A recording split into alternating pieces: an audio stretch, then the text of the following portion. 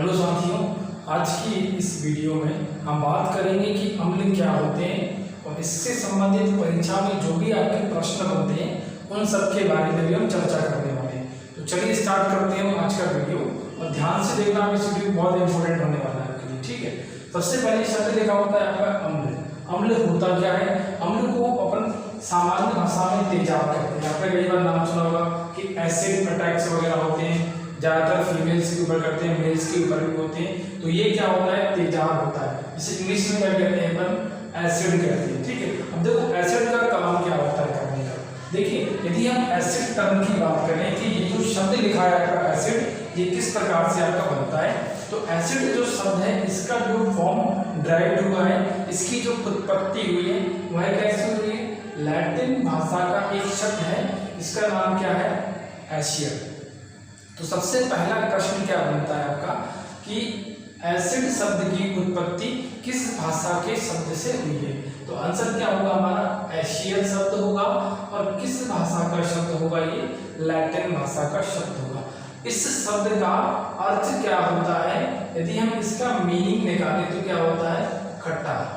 मतलब हम कोई भी वस्तु आप खाओ और खाने के बाद में यदि आपको खट्टी लगे हो, खाने में होता है ना कि कैरी, यदि आप कंटिन्यू इमली खाते हो तो खाते खाते क्या होता है, यदि सामने वाला व्यक्ति कंटिन्यू इमली खा रहा है तो देखकर हमको ही ऐसा लगता है कि मतलब जीभ जो दांत होते हैं किटकिटाने लगते हैं, किसी एक खट्टा सा स्वाद आता है।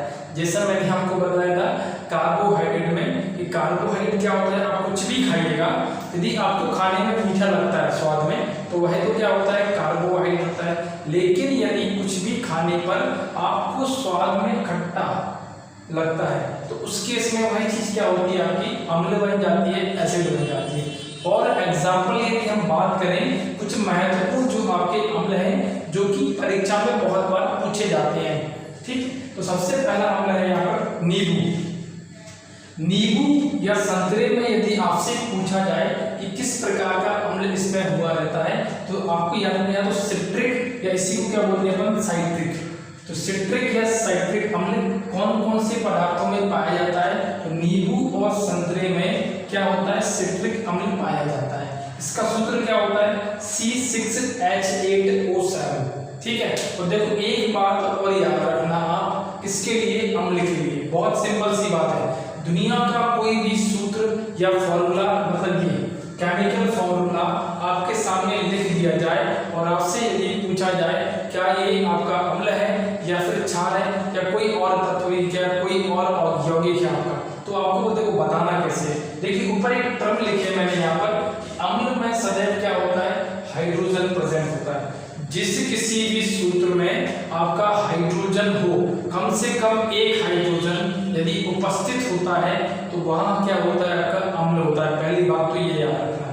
दूसरी बात इसमें लिखिए, यदि उसी सूत्र में मान लो ऑक्सीजन की संख्या 2 के बराबर हो या 2 से ज्यादा हो, यदि किसी सूत्र में ऑक्सीजन की संख्या 2 के बराबर हो या 2 से ज्यादा हो तो भी वह क्या होता है? अम्ल ही होता है। तो भी हम उसको क्या कहेंगे? अम्ल ही कहते हैं। जैसे देखो यहाँ पे क्या लिखा है, हाइड्रोजन संख्या कितनी? 8, लेकिन हमें हाइड्रोजन चाहिए कम से कम 1 चाहिए। जिससे आपने देखा होगा, पढ़ा होगा, एक अम्ल का नाम है HCl। आपने नाम सुना होगा HCl, हाइड्रोक्लोरिक अम्ल। तो इसमें हाइड्रोजन संख्या कितनी है? कम से कम 1 है। समझ में आ रही बात? और ऑक्सीजन कितना होना चाहिए? कम से कम 2 या 2 से अधिक इसमें उपस्थित होना चाहिए। तो वह क्या होता है? आपका अम्ल को प्रदर्शित करता है। जैसे मान लो यदि मैंने यहाँ पे लिख दिया इसी केस में CO या फिर लिख दिया SO2, NO2, CO2, इस टाइप से मैंने कुछ यहाँ पे नाम लिख दिए। CO मतलब क्या होता है? Carbon monoxide. तो इसमें ऑक्सीजन संख्या कितनी है? 1 है। हमें कितनी चाहिए? कम से कम 2 होना चाहिए। तो ये क्या आपका अम्ल होगा? ये आपका अम्ल नहीं होगा। तो ये क्या होगा? आपका न्यूट्रल होगा, जिसे अपन क्या कहते हैं? उदासीन। ठीक है, इसमें ऑक्सीजन संख्या 2 है, इसमें भी 2 है और इसमें भी 2 है। तो ये क्या होगा? आपका अम्ल हो जाएगा। ये हो जाएगा आपका SO2 सल्फर डाइऑक्साइड, ये क्या हो जाएगा? आपका नाइट्रोजन डाइऑक्साइड, और ये क्या हो जाएगा? Carbon dioxide. ठीक है, तो ये बातें आपको इसमें याद रखना है। चलिए आगे बढ़ते हैं अपन। सेकंड है टमाटर। खाने में टमाटर खट्टा भी होता है और मीठा भी होता है। मोस्टली इसकी जो नेचर होती है टमाटर की, वह कैसी होती है? खट्टी ही होती है। टमाटर की यदि बात करें, टमाटर या पालक भी खाने में हल्की सी खट्टी होती है यदि आप उसको ठीक से टेस्ट करते हो। तो इसमें किस प्रकार का अम्ल पाया जाता है? ऑक्सैलिक अम्ल क्या होता है? टमाटर और पालक में पाया जाता है। इसका सूत्र क्या होता है? C2H2O4। ठीक है, याद करना है आपको ये फॉर्मूले। थर्ड है आपका पपीता या फिर आंवला। आंवला भी खाया होगा, जो लेडीज प्रेग्नेंट होती हैं उनको आंवला खाने की सजेस्ट किया जाए, खट्टी चीजें खाने का, जैसे पानी पूरी वगैरह पीते हैं, अचार खाते हैं। अचार में क्या होता है? बहुत ज्यादा मात्रा में सिरका होता है, तो वो चीज भी क्या है आपकी आंवला, ये क्या होते हैं? वो भी आपका अम्ल ही होता है। ठीक है, इमली भी खाने की बात, इमली उसी केस में आते हैं। प्रेग्नेंट जो लेडी होती है, गर्भवती महिला होती है, तो उस समय उनके क्या होता है? खट्टी चीजों खाने का मन होता है, तो वो सब यही चीज आती है, वो एक प्रकार का अम्ल ही होता है आपका। ठीक है, तो आपसे यदि पूछा जाए कि पपीता और आंवले में किस प्रकार का अम्ल होता है, तो उसका नाम क्या होगा? एस्कॉर्बिक अम्ल। उसका फॉर्मूला क्या होता है? C6H8O6। ठीक है, नेक्स्ट आपको याद रखना है अंगूर, इमली और कैरी। कैरी समझते हैं आप, जो भी आप सीजन में कैरी बहुत जोर से आ रही है और उसका अचार डालते हैं अपन। और यदि यह उतर पे कच्चा आम जो होता है उसी को अपन क्या कहते हैं? कैरी कहते हैं। तो अंगूर, इमली और कैरी में कौन सा अम्ल होता है? टार्ट्रिक अम्ल होता है। इसका फॉर्मूला क्या होगा? C4H6O6। ठीक है, ये आपने यदि मार्केट में भी यदि शॉप वगैरह जाते हो किराने की दुकान पे, तो आपने कई बार देखा होगा टाटरी आती है जिसको बोलते हो, पतला पतला चीनी टाइप का फॉर्म होता है, वाइट आता है। हाँ, तो वो किस में यूज करते हैं? यदि आप घर में नमकीन वगैरह बनाते हैं खट्टा करने के लिए किसी चीज को, उसमें टाटरी यूज करते हैं, वो यही फॉर्म होता है आपका, लेकिन क्रिस्टल फॉर्म में होता है आपका। ठीक है, किस फॉर्म में रहता है आपका? क्रिस्टल फॉर्म में। और ये वाला जो अम्ल होता है आपका सिट्रिक अम्ल और नाइट्रिक, ये वाला सिट्रिक अम्ल, इसको भी यदि हम क्रिस्टल, आपने देखा होगा पनीर बनाना होता है, तो दूध में आप इस वाले अम्ल को मिला दो या नींबू को मिला दो, तो क्या होगा? दूध फट जाता है। फटेगा तो क्या बनेगा उससे? आप जब उसको निचोड़ कर साफ करोगे, प्रेस करके, तो क्या बनेगा? आपका पनीर बन जाता है। तो पनीर को बनाने के लिए किसका यूज करते हैं? सिट्रिक अम्ल का उपयोग करते हैं।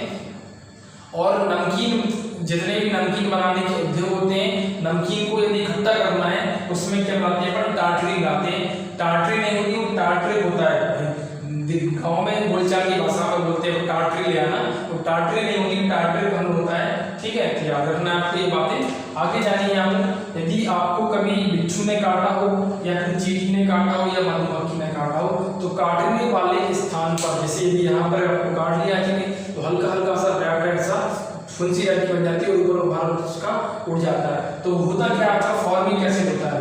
तो आपसे पूछा जाए कि बिच्छू का डंक जो होता है, चींटी का डंक होता है, या मधुमक्खी, और इसी को हिंदी में गाँव में कहते हैं अपन बर्रे करके बोलते हैं, तो इस सब के भी आपको क्या होता है?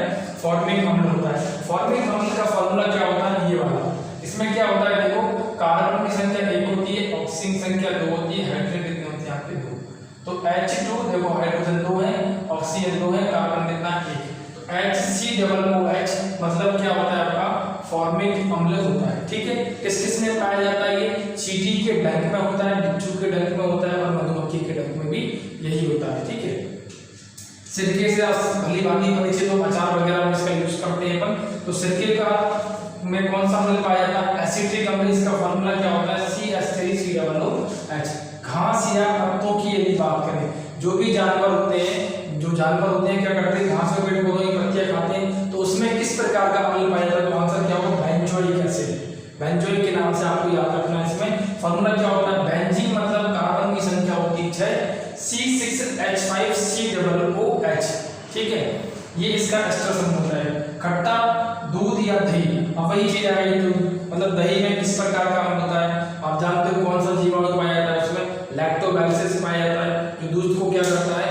दही में परिवर्तित कर देता है। यदि दूध कंटिन्यू रख रहे हैं, आप उसको गर्म नहीं कर रहे हो, तो दूध में एक प्रकार का जीवाणु होता है, इसका नाम क्या होता है? लैक्टोबैसिलस, जो क्या काम करता है? दूध को धीरे धीरे दही में परिवर्तित कर देता है। तो उसमें कौन सा एसिड होता है आपका? लैक्टिक अम्ल होता है। फॉर्मूला क्या होता है? C2H4OHCOOH। ठीक है, ये आपको इसमें याद रखना है। चलिए, वैज्ञानिक दृष्टिकोण से हम जान लेते हैं कि अम्ल क्या क्या हो सकता है आपका, और हम आगे इसमें पीएच के बारे में भी जानने वाले हैं। पीएच को लेकर मैं एक अलग से वीडियो बनाऊंगा, उसको आप ध्यान से देखिएगा, क्योंकि एग्जाम के पॉइंट ऑफ व्यू से बहुत ज्यादा आईएमपी जानते हैं कि वैज्ञानिक दृष्टि से अम्ल आपका क्या होता है। ठीक है, देखिए वैज्ञानिक दृष्टि से 3 वैज्ञानिकों ने आपको बताया कि अम्ल क्या होता है। यदि हम ग्रामीण क्षेत्र की भाषा में अपनी जनरल जो भी बातचीत कर रहे हैं उसमें यदि मैं आपसे पूछूं अम्ल क्या होता है, कि कुछ भी आप लोग टेस्ट करके देखो, यदि वह स्वाद में खट्टा है तो क्या होगा, वह अम्ल होगा। लेकिन वैज्ञानिक दृष्टि से यदि हम पता करना चाहें कि अम्ल क्या होगा तो उसकी 3 परिभाषाएं होती हैं और 3 अलग अलग वैज्ञानिकों ने इसकी परिभाषा को व्यक्त किया है। सबसे पहले वैज्ञानिक का नाम है आरेनियस, दूसरा कौन है, ब्रोस्टेड एंड लॉरी, 2 वैज्ञानिक हैं जिन्होंने मिलकर इस बात को बनाया। थर्ड पर्सन कौन से हैं, लुईस। तो तीनों व्यक्तियों में आपको याद रखना है कि वर्तमान समय में आधुनिक मान्यता किसको प्राप्त है, कि किसकी डेफिनेशन वर्तमान समय में सबसे ज्यादा चल रही है या जानी जाती है, तो उसका नाम क्या है, लुईस के नाम से। ठीक है, सबसे पहली परिभाषा क्या होती है आरेनियस की, कि यदि हम किसी भी अम्ल को लें, अब देखो अम्ल की पहचान क्या होती है, यदि आपसे पूछे कि अम्ल का आइडेंटिफिकेशन क्या होता है, कि अम्ल को हम कैसे पहचाने, तो यदि अम्ल किसी भी फॉर्मूले में हाइड्रोजन प्रेजेंट है, मतलब हाइड्रोजन का होना ही क्या होता है, आपका अम्ल होता है। ठीक है, यदि हाइड्रोजन है तो अम्ल है। तो अम्ल की पहचान क्या होती है आपकी, हाइड्रोजन की उपस्थिति।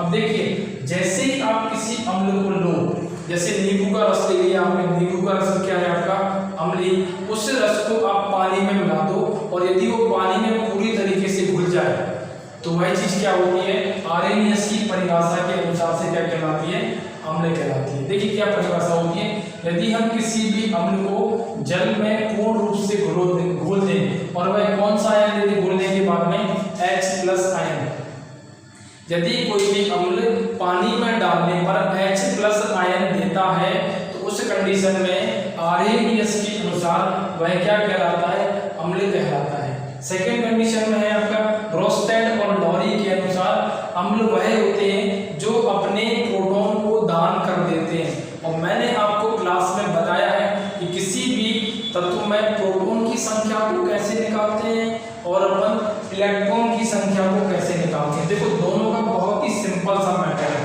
मुझे बताना, ये मैंने लिख दिया हाइड्रोजन, इसका परमाणु क्रमांक 1 और परमाणु द्रव्यमान कितना होता है 1। हाइड्रोजन में number of electron 1, number of proton = 1, क्योंकि यहाँ पे जो नंबर लिखा होता है वही इलेक्ट्रॉन की संख्या को और वही प्रोटॉन की संख्या को बताता है। यदि मैं इसमें न्यूट्रॉन की संख्या निकालूं तो इस ऊपर वाले नंबर में से इस नीचे वाले नंबर से कर दो आप माइनस करेंगे तो 1 - 1 बराबर क्या होगा, 0। तो हाइड्रोजन में न्यूट्रॉनों की संख्या कितनी होती है, 0। तो हम यहाँ से क्या जानते हैं कि हाइड्रोजन में इलेक्ट्रॉन और प्रोटॉन एक होते हैं। तो इन वाले पर्सन ने क्या कह दिया कि जो प्रोटॉन को दान कर दे, क्योंकि प्रोटॉन को यदि दान कर रहे हैं तो वही चीज क्या है आपकी, अम्ल कहलाती है। और लुईस के अनुसार, लुईस अंकल ने क्या कह दिया कि यदि आप इलेक्ट्रॉन को ले लो, ग्रहण कर लो, उसको एक्सेप्ट कर लो, तो भी वह क्या होता है आपका, अम्ल ही होता है। तो 3 परिभाषाएं वैज्ञानिक दृष्टि से आपको याद रखना है, क्योंकि यदि इसका डीप में क्वेश्चन बनता है तो इन तीनों वैज्ञानिकों के नाम से बनेगा कि आरेनियस के अनुसार अम्ल की परिभाषा क्या होती है, अम्ल वे होते हैं जिन्हें पानी में डालें तो घुल जाए और घुलने के बाद में H+ आयन दें तो कौन हो जाएंगे, आरेनियस। यदि वो बात करें ब्रोस्टेड और लॉरी की, तो जो क्या करते हैं, प्रोटॉन को दान कर देते हैं तो वो क्या कहलाते हैं, अम्ल कहलाते हैं। और लुईस के अनुसार क्या होता है, अम्ल वे होते हैं जो इलेक्ट्रॉन को ले लेते हैं। ठीक है, तीनों डेफिनेशन आपको पेपर के लिए बहुत अच्छे से याद करना है। आप चाहे तो इसका स्क्रीनशॉट ले लीजिए, बस ये टर्म आपको याद रखना है, जो H+ आयन थे वो भी अम्ल होते हैं, जो P+ दान दे वो भी अम्ल होते हैं, जो इलेक्ट्रॉन को एक्सेप्ट कर ले वो भी क्या होते हैं, अम्ल होते हैं। बस तीनों वैज्ञानिकों के आपको नाम याद रखना है। उम्मीद करता हूँ कि ये बात आपको अच्छे से समझ में आ रही होगी, क्योंकि बहुत ही सिंपल वे में कोशिश कर रहा हूँ मैं आपको समझाने की इस बात में। ठीक है, चलिए आगे बढ़ते हैं। अगला क्वेश्चन इसमें पूछा था कि अम्ल का pH कितना होता है। देखिए pH को यदि आपको अच्छे से समझना है, इसका फुल फॉर्म क्या होता है आपको पता होगा, मैं क्वेश्चन में आपको देता हूँ, यदि आपको आंसर पता है pH का तो कमेंट बॉक्स में आप इसका आंसर जरूर कीजिए। अभी मैं आपको इसका आंसर नहीं बताऊंगा, क्योंकि इसके ऊपर एक अलग से वीडियो बनाऊंगा पूरा pH को बहुत अच्छे से, और छोटी से छोटी बारीक जो क्वेश्चन बन सकते हैं pH से, वैसा मैं आपको बताने वाला हूँ अलग से।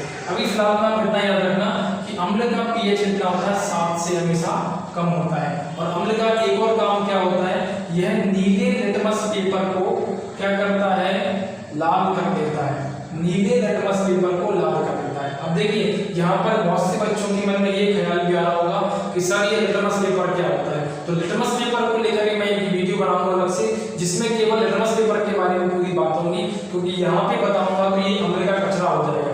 यहाँ हम सिर्फ इसके बारे में बात कर रहे हैं, अम्ल के बारे में।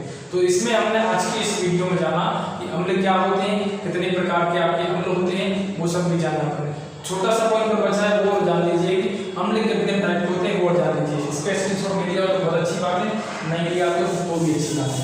चलिए देखिए आप एक पॉइंट और बचा है इसमें, जो आपको इसमें याद रखना है पेपर के पॉइंट ऑफ व्यू से कि अम्ल कितने प्रकार के होते हैं। बेसिकली अम्ल 2 टाइप के होते हैं, टाइप्स ऑफ एसिड। अम्ल के प्रकार पहले होते हैं आपकी ऑक्सी अम्ल,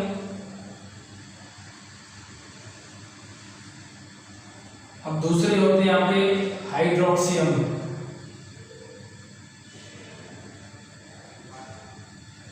सिंपल सी बात है, दोनों आपको याद रखना है।